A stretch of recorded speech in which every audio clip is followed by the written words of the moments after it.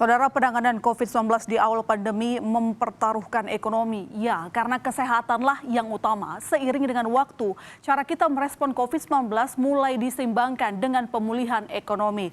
Namun, kita tak bisa menutup mata, saudara. Terkungkungan ekonomi imbas pembatasan sosial menggerus kekuatan ekonomi. Kita lihat dari sisi penerimaan pajak. Kita ambil contoh, dua sektor yang mengalami kontraksi dahsyat. Pertama, industri pengolahan atau manufaktur. Juni kemarin penerimaan pajaknya turun hingga 45,2%. Kabar baiknya, angka kontraksi ini menciut menjadi 38,4%. Penerimaan di sektor perdagangan pun demikian. Penerimaan pajak terus bergerak di zona negatif sejak awal tahun. Turunnya pendapatan pajak adalah cerminan pelemahan konsumsi serta aktivitas di kedua sektor di samping selama masa pandemi. Nah, berikutnya saudara, kita lihat dari sisi permintaan. Ambil salah satu contoh saja di industri otomotif. Penjualan kendaraan merosot tajam sekali. Gabungan antara mobil penumpang dan komersial data Gaikindo mencatat hingga pertengahan tahun baru 260.933 unit yang terjual di dalam negeri. Anjlok hingga 50% jika kita bandingkan periode yang sama tahun lalu. Bahkan jika kita lihat data di samping, di bulan Mei hanya 3.551 unit yang terjual. Perlu dicatat, dalam masa puasa dan lebaran tahun ini tidak ada arus mudik dan balik lebaran. Sebaliknya, pembatasan sosial diperketat sehingga mobilitas orang sangat terbatas. Nah, saudara, menjalani semester kedua tahun ini, jalan ekonomi masih tertatih, terganjal oleh pandemi COVID-19. Jaringan pengaman sosial yang terus dipertebal pun diharapkan tepat sasaran saat melewati masa-masa sulit. Seiring dengan adaptasi baru, Ayu menjalankan usaha salon kecantikan dengan cara yang berbeda. Warga Denpasar, Bali ini menerapkan protokol kesehatan agar para pengunjung merasa aman. Namun tetap saja bisnisnya belum dapat kembali normal. Dua karyawan akhirnya mesti dirumahkan. Ada penurunan kunjungan nggak di selama pandemi ini, Pak? Banget. Penurunannya itu dari awal-awal corona itu sudah terasa banget ya. Kebetulan kami juga ada 2 tempat, jadi semua sempat tutup sekitar 2 minggu tutup total. Terus akhirnya perlahan dengan cara kita dengan pengamanan begini ya pelan-pelan, cuma tetap aja sepi. Tak hanya Ayu, berbagai kegiatan ekonomi lain yang mulai berjalan belum juga mampu pulih seperti sedia kala. Harapan bangkitnya ekonomi hingga penghujung tahun pun masih tanda tanya besar. Apalagi potensi penyebaran COVID-19 yang lebih masif di semester kedua perlu diwaspadai.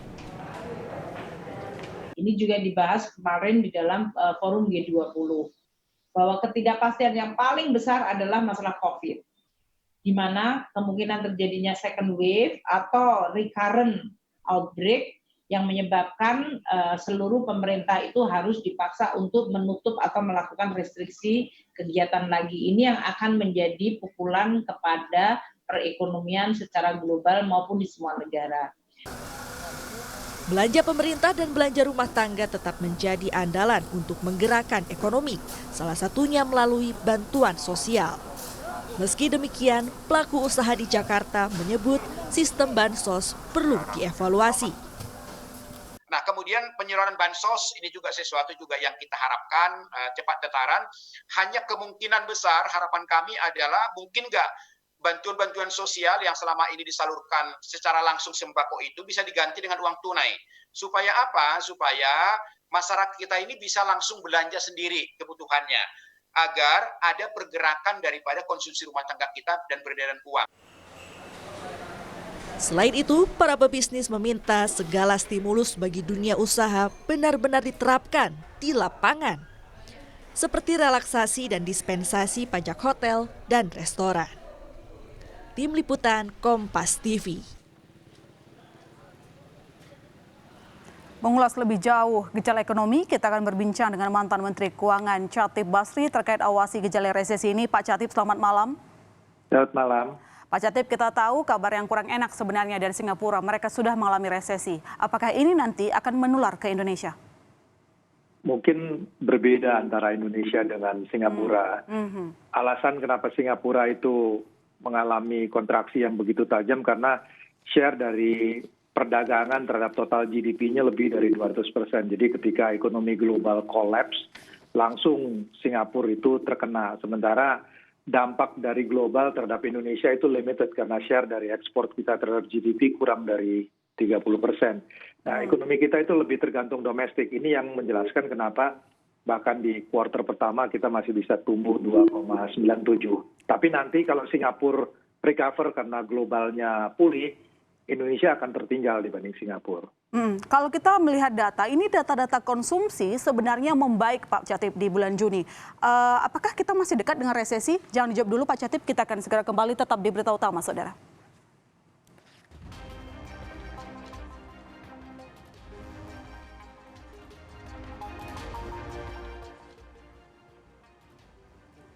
Oke, kita lanjutkan. Pak Chatib, tadi ada kesalahan teknis sedikit. Kalau kita lihat ada data-data di bulan Juni, sebenarnya konsumsi kita itu membaik, begitu kan? Cukup melegakan, atau sebenarnya kita harus masih melakukan antisipasi? Masih dekat tidak ke resesi? Saya kira kita mesti menunggu, karena memang data terakhir yang tersedia itu bulan Juni. Kita lihat bahwa konsumsi listrik itu mulai recover ya. Kemudian juga kalau kita lihat mengenai beberapa leading indicators lain seperti kepercayaan konsumen. Tapi mungkin kalau yang menarik itu melihat adalah data yang bisa memonitor sampai terakhir itu adalah data yang disebut sebagai Google Mobility Index. Karena kalau orang bergerak kemana aja itu Google bisa tahu. Apakah Anda pergi ke kantor, Anda pergi ke restoran, apa. Nah, yang menarik dari Google Mobility Index adalah bahwa setelah Juni itu memang terjadi pembalikan yang cukup tajam, tapi setelah itu peningkatannya agak flat.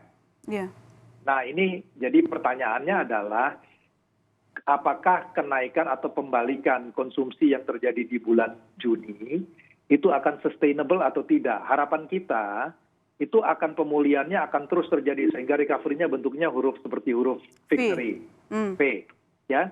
Tetapi kalau dia kemudian flat di bawah, maka kemudian recovery-nya bisa dalam bentuk huruf L, ya, atau dia dalam bentuk huruf U.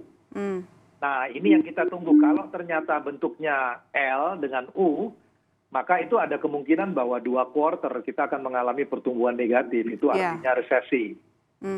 Jadi kita akan harus melihat mengenai perkembangan di dalam beberapa waktu ke depan. Nah, kalau berdasarkan pandangan Pak Chatib, apakah nanti kuartal 2 dan kuartal 3 pertumbuhan ekonomi kita bisa negatif? Jangan jawab dulu Pak Chatib, kami masih akan segera kembali, Saudara, tetap di Berita Utama.